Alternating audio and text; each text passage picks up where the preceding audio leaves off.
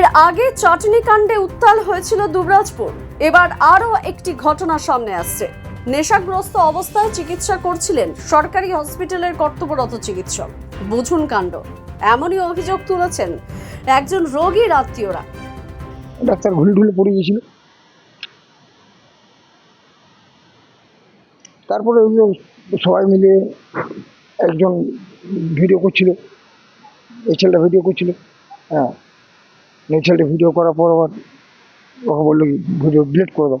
হ্যাঁ, দুবরাজপুর গ্রামীণ হসপিটালের কর্তব্যরত চিকিৎসক সৌম্য রায়ের বিরুদ্ধে এমনই অভিযোগ আনছেন রোগীর আত্মীয়রা। তাদের অভিযোগ, চিকিৎসা করাকালীন ওই ডাক্তারবাবু উল্টে পড়ে যাচ্ছিলেন, চোখ বুজে যাচ্ছিল। সেই কারণে তাদের মনে হয়েছে ওই ডাক্তারবাবু মদ্যপ অবস্থায় হয়তো পরিষেবা দিচ্ছিলেন। এরপর হসপিটালে উপস্থিত কর্তব্যরত পুলিশ কর্মীকে গিয়ে অভিযোগ করেন রোগীর আত্মীয় পরিজনেরা, আর তারপরেই তড়িঘড়ি বদলে দেওয়া হয় ও চিকিৎসককে। শুনুন রোগীর আত্মীয়রা কি অভিযোগ তুলছেন। আমি বলতে যেতাম, একটা বাচ্চা ছেলে এসেছিল, আপনার 6-7 দিনের বাচ্চা মনে হয়। তখন বাচ্চাদিকে যে প্রেসক্রিপশনটা লিখছিলেন, প্রেসক্রিপশনটা একটা ওষুধ লিখছেন, আবার ওই ওষুধটা কেটে আবার অন্য ওষুধ লিখছেন, আর ঘুমিয়ে যাচ্ছেন। তো সেই মুহূর্তে আমরা সবাই কিছুজন মিলে ডাক্তারবাবুকে বই করলাম, প্রেসক্রিপশনটা লিখতে বারণ করলাম, এবং সেই মুহূর্তেই ডাক্তার চেঞ্জ হয়ে গেল, অন্য ডাক্তার এসে বদলে এসেছিল। আমার যাচ্ছে যখন দেখছি ডাক্তার প্রেসক্রিপশন লিখছেন আর টুলের মধ্যে ওখানের মধ্যে ঘুমিয়ে যাচ্ছেন। আর দাঁড়িয়ে অনেকক্ষণ দেখলাম, কীভাবে দেখছি মুখ দিয়ে একটু জলটাই বেরোচ্ছিল আর চোখগুলো লাল ছিল। তবে ওই হসপিটালে পা রেখে জানতে পারা গেল শুধুমাত্র রোগী বা রোগীর আত্মীয় স্বজনেরাই নয়, হসপিটালের স্বাস্থ্যকর্মীদের একাংশের দাবি প্রায় দিনই ওই চিকিৎসক নেশাগ্রস্ত অবস্থায় থাকেন। ক্যামেরার সামনে না বললেও কথা প্রসঙ্গে তেমনই জানান স্বাস্থ্যকর্মীদের একাংশ। যদিও এই প্রসঙ্গে অভিযোগ খতিয়ে দেখার আশ্বাস দিয়েছেন বিএমওএইচ। অ্যাকচুয়ালি যিনি ডাক্তারবাবু চিকিৎসা করছিলেন, উনি কালকে সকাল থেকেই চিকিৎসা পরিষেবা দিয়ে যাচ্ছিলেন। তো রাত্রেবেলা ওনার একটু ঘুম আসে এবং শারীরিকভাবে একটু অসুস্থ ছিল, যেটা খবর পেলাম। এবং তারপর আমরা খুব দ্রুত খবরটা পেলাম। সাথে সাথে ওখানে স্টাফ নার্স আমাদের যিনি রয়েছেন, ওনারা আমাকে খবর দেয় যে এরকম একটা বিষয়, ডাক্তারবাবুর একটু মানে শারীরিকভাবে অসুস্থ রয়েছে। তো আমরা তখন তড়িঘড়ি খুব দ্রুততার সঙ্গেই আমরা ডাক্তার অ্যারেঞ্জ করে ইমার্জেন্সি এবং ইনডোর পরিষেবাটা কিন্তু আমরা চালু করেছি। অভিযোগ করেছেন, ঠিক আছে, এবার সেটা তো একটা পরীক্ষামূলক ব্যাপার। তো আমরা সেটা দেখব যে কি বিষয় রয়েছে এবং পরবর্তীকালে সেরকম বিষয়টা স্টেপ নেওয়া হবে যদি কোনো রকমের কোনো গাফিলতি এই ধরনের হয়ে থাকে আর কি।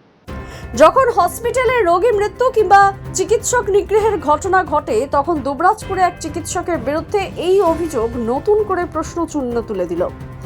অবশ্য এই বিষয়ে অভিযুক্ত ডাক্তার সম্পূর্ণ ঘটনাকে অস্বীকার করেছেন। তিনি আমাদের প্রতিনিধিকে জানান, ওটা রোগী বেসিসে ওটা জেনারেলি পুরোপুরি ভুল। আসলে আমরা সকাল থেকে ডিউটি করি, তো সকাল থেকে এই রোদের মধ্যে গরমের মধ্যে একটু ডিহাইড্রেশন হয়ে গেছিল, সেই জন্য হয়তো আমার চোখটা হয়তো একটু লেগে গেছিল। কারণ তারপরে আমি আবার 1টা থেকে উঠে আবার পেশেন্ট দেখেছি, কন্টিনিউ যত পেশেন্ট এসছে সব পেশেন্টকে দেখেছি। 6টা পর্যন্ত আমার ডিউটি ছিল, 6টা পর্যন্ত। তারপরে উঠে আমি সমস্ত পেশেন্টকে আবার দেখেছি। ওটা সাময়িকভাবে হয়তো পেশেন্ট পার্টি যখন এসেছিল তখন 12:30 1টার দিক করে, তখন স্বাভাবিকভাবে একটু মানুষের চোখ লেগে থাকবে, যে সকাল থেকে ডিউটি করছে একটু চোখ লেগে যাওয়াটা স্বাভাবিক। এমন তো নয় যে পেশেন্ট ট্রিটমেন্ট পায়নি, কিন্তু ওনারা যথেষ্ট খারাপ বিহেভ করেছে এবং হসপিটালে যে যে পুলিশ গার্ড ছিল তাকেও মারধর করেছে। কিন্তু ওনারা যথেষ্ট অ্যাগ্রেসিভ বিহেভ করেছেন।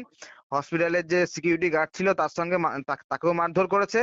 বাধ্য হয়ে আমাদের দুর্গাপুর পুলিশ স্টেশন থেকে মানে মেজবাবুকে আসতে হয়েছিল সে পরিস্থিতি সামাল দেওয়ার জন্য। শুধু তাই নয়, উনি মানে হসপিটালে যে গার্ড ছিল তাকেও অনেক উল্টোপাল্টা ভাষায় গালিগালাজ করেছে। দুবরাজপুর গ্রামীণ হাসপাতালের স্বাস্থ্যকর্মীদের একাংশ জানিয়েছেন যে প্রায় দিন আপনি নেশাগ্রস্ত অবস্থায় থাকেন, এই না বিষয়টা না, কি বলবেন?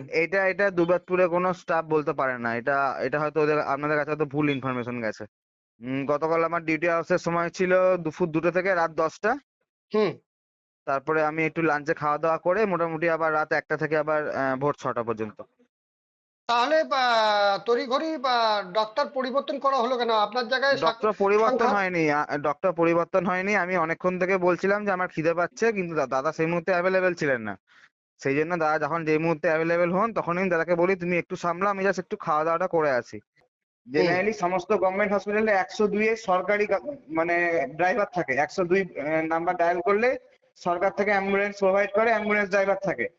কিন্তু আমাদের ওখানে কিন্তু সেটা নেই, আমাদের ওখানে ড্রাইভারদের মধ্যে একটা মানে ড্রাইভারদের একটা লবি চলে, ঠিক আছে। এবার যে ডক্টরটা ধরুন মানে খুব পেশেন্টকে রেফার করে দেয়, মানে অল্প কিছু হলেই রেফার করে দেয় সিউড়ি, সেই ডাক্তাররা খুব ভালো, যেহেতু ওদের ইনকামটা হয়। এবার আমি কিন্তু কোনো পেশেন্টকে খুব একটা সিউড়ি রেফার করি না যতক্ষণ পর্যন্ত আমি জানি যে হ্যাঁ সিউড়িতে যে ডাক্তারবাবু দেখছে তিনি এমবিবিএস পাস করে এসেছেন, আমিও গভর্নমেন্ট হসপিটাল থেকে এমবিবিএস পাস করে এসেছি, কাজেই যে ট্রিটমেন্টটা ওখানে পাবে সেই ট্রিটমেন্টটা আমিও এখানেই দিতে পারবো। হ্যাঁ হয়তো আমার কাছে এখানে দামি দামি ইনজেকশন নেই যেগুলো সিউড়িতে আছে, কিন্তু যতক্ষণ না পর্যন্ত আমার মনে হচ্ছে যে সামলাতে পারবো, আমি কিন্তু ওই জন্য পেশেন্ট রেফার খুব কম করি। এই জন্য ওরা আমার এগেনস্টে একটা কনস্পিরেসি কাজ করছে যে এই ডাক্তারকে এখান থেকে সরাতে হবে, এমন ডাক্তার চাই আমাদের যে একটু সিরিয়াস পেশেন্ট হলে সিউড়ি ঠেলে পাঠিয়ে দেবে, যাতে আর কি ওদের আর কি ইনকামটা হয়। এই ঘটনা নিয়ে পরবর্তী পরিস্থিতির দিকে নজর রাখছি আমরা। আপনারা নজর রাখুন দ্য সহজ পাঠের পর্দায়। দুবরাজপুর থেকে প্রদীপ দাসের রিপোর্ট, দ্য সহজ পাঠ। দ্য সহজ পাঠ, সহজ কথা, সঠিক তথ্য।